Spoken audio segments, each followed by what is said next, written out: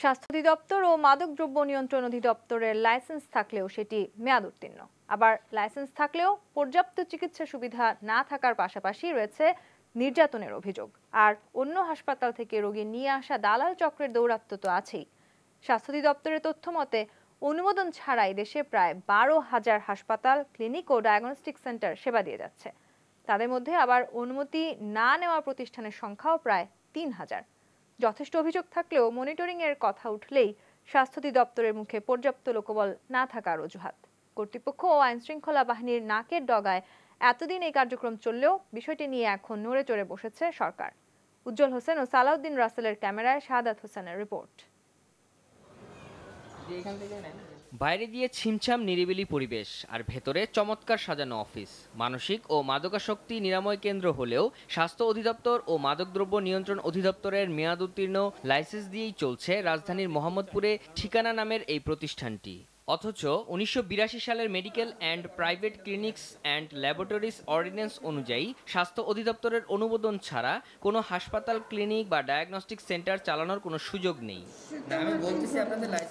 কেন লাইসেন্স পুনর্নিবন্ধন করা হয়নি জানতে চাইলে নিজেদের করণীয় এড়িয়ে স্বাস্থ্য অধিদপ্তরের গড়িমসির অভিযোগ কর্তৃপক্ষের। নার্কোটিক্সটা আমাকে দিয়ে দিবে রবিবার দিন, কিন্তু স্বাস্থ্যটা আমাকে দিবে, স্বাস্থ্যটা আমাকে একটু ঠিক তারিখ দেয় নেই এখনো।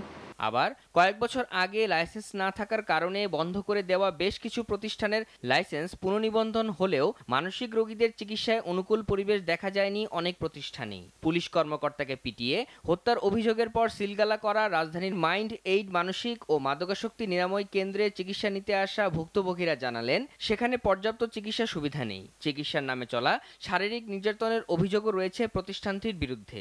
একটা বদ্ধ রুমে নিঃশ্বাস না আসার মতো করে একটা রুমে আটকে রাখবে, তারপরে এখানে কোনো প্রকার টেস্টিংয়ের অনেক সমস্যা আছে, তারপরে আপনার অক্সিজেনের ব্যবস্থা নাই, কোনো একটা ইমার্জেন্সি কোনো কিছু ট্রিটমেন্ট দেওয়ার কোনো ব্যবস্থা নাই। স্বাস্থ্য অধিদপ্তর জানিয়েছে নিবন্ধনের জন্য দেশে প্রায় 12,000 হাসপাতাল, ক্লিনিক, ডায়াগনস্টিক সেন্টারের আবেদন জমা আছে। এগুলোর মধ্যে 9,000-এর বেশি হাসপাতালের কোনোটি লাইসেন্সের জন্য আবেদন করলেও এখনও অনুমোদন পায়নি। পাশাপাশি 3,000-এর মতো হাসপাতাল এখনো চলছে কোনো ধরনের নিবন্ধন ছাড়াই। 2019-এ যারা বেজলাইন ধরে যারা অনলাইনে ঢুকেছে তার সংখ্যা প্রায় 12,000-এর উপরে, 13,000-এর কাছাকাছি। 12,000 একটু।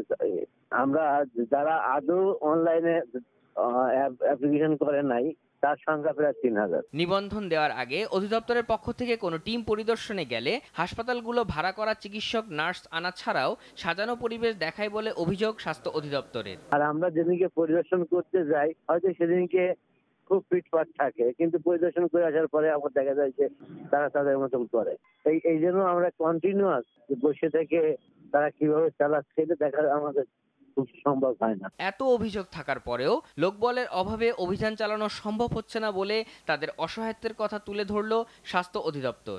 আমাদের যে মনিটরিং করার কথা, আসলে আমাদের ম্যান পাওয়ারের অভাবে আমরা ওইভাবে মনিটরিং করতে পারি না। আমরা মনিটর করি কিন্তু যেভাবে করার কথা সেইভাবে হয়তো করতে পারি না। মাইন্ড এইড মানসিক ও মাদকাসক্তি নিরাময় কেন্দ্রটি কিভাবে কোনো লাইসেন্স ছাড়াই চলছিল এমন প্রশ্নে স্বরাষ্ট্রমন্ত্রীর উত্তর, দ্রুতই অভিযান চালানো হবে এ ধরনের প্রতিষ্ঠানের বিরুদ্ধে। মাদক নিয়ন্ত্রণ অধিদপ্তর কতগুলি হাসপাতালকে তারা চিহ্নিত করে দিয়েছেন যে এই হাসপাতালগুলো এই চিকিৎসা করবে।